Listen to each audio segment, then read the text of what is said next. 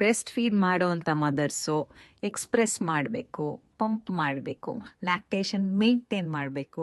Low milk supply ಇದ್ದಾಗ ಹೇಗೆ breast meet production improve ಮಾಡ್ಕೊಳ್ಳೋದು ಒಳ್ಳೆ ಬ್ರೆಸ್ಟ್ ಪಂಪಿಂದ. ಯಾವುದಾದ್ರೂ ಒಂದು ಬಡ್ಜೆಟಲ್ಲಿ ನಮಗೆ ಚೆನ್ನಾಗಿರೋದು ಸಜೆಸ್ಟ್ ಮಾಡಿ ಅಂತ ಸುಮಾರು ಜನ ತಾಯಂದ್ರೆ ಕೇಳ್ತಾರೆ. ಆ ಥರ ರಿಸರ್ಚ್ ಮಾಡಿ ಎವಿಡೆನ್ಸ್ ನೋಡಿ ಒಂದು ಒಳ್ಳೆ ಸಜೆಷನ್ ಇವತ್ತು ನಿಮಗೆ ಕೊಡ್ತಾ ಇದ್ದೀನಿ. ಬಂಪ್ ಟು ಕ್ರೇಡಲ್ ಬ್ರ್ಯಾಂಡ್ನ ಪಂಪ್ ಆ್ಯಂಡ್ ಗೋ ಅನ್ನೋ ಒಂದು ಜೆನ್ಸಿ ಬ್ರೆಸ್ಟ್ ಪಂಪ್.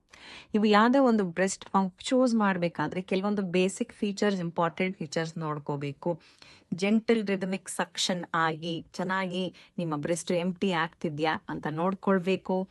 ನಿಪ್ಪಲ್ ಸೈಜ್ಗೆ ಕರೆಕ್ಟಾಗಿ ಫ್ಲಾಂಜ್ ಇನ್ಸರ್ಟ್ಸ್ ಇತ್ತು ಅಂತ ಹೇಳಿದ್ರೆ ಸೂಪರ್. ಇದರಿಂದ ಮಾಸ್ಟೈಟಿಸ್ ಪ್ರಿವೆಂಟ್ ಆಗುತ್ತೆ.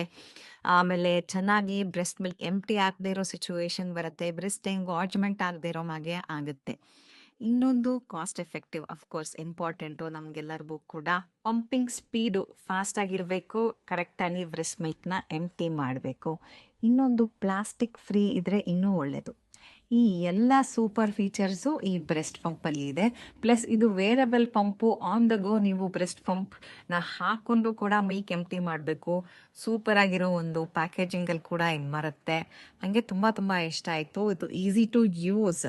ಇನ್ನೊಂದು ನಿಪ್ಪಲ್ ರೂಲರ್ ಇದ್ರ ಜೊತೆಗೆ ಬರುತ್ತೆ. ಸೊ ಕರೆಕ್ಟಾಗಿ ಮದರ್ಸ್ ಅವ್ರ ನಿಪ್ಪಲ್ ಸೈಜ್ನ ನೋಡಿಕೊಂಡು ಯೂಸ್ ಮಾಡ್ಬೋದು. 17mm, 19mm, 21mm ಇರುವಂಥ ಫ್ಲಾಂಜಸ್ ಕೂಡ ಇದರಲ್ಲಿ ಇದೆ. ಸೊ ಕರೆಕ್ಟಾಗಿ ಇದನ್ನೆಲ್ಲ ನೋಡಿಕೊಂಡು ಯೂಸ್ ಮಾಡ್ಕೊಳ್ಳೋವಂಥ ಈಸಿ ಡಿವೈಸ್ ಇದು. ಸೊ ಡೆಫಿನೆಟ್ಲಿ ನಿಮ್ಮ ಬ್ರೆಸ್ಟ್ ಮಿಲ್ಕ್ನ ಎಂಟಿ ಮಾಡೋದಕ್ಕೆ ಒಳ್ಳೆ ಬ್ರೆಸ್ಟ್ ಪಂಪ್ ಇದು. Very cost effective.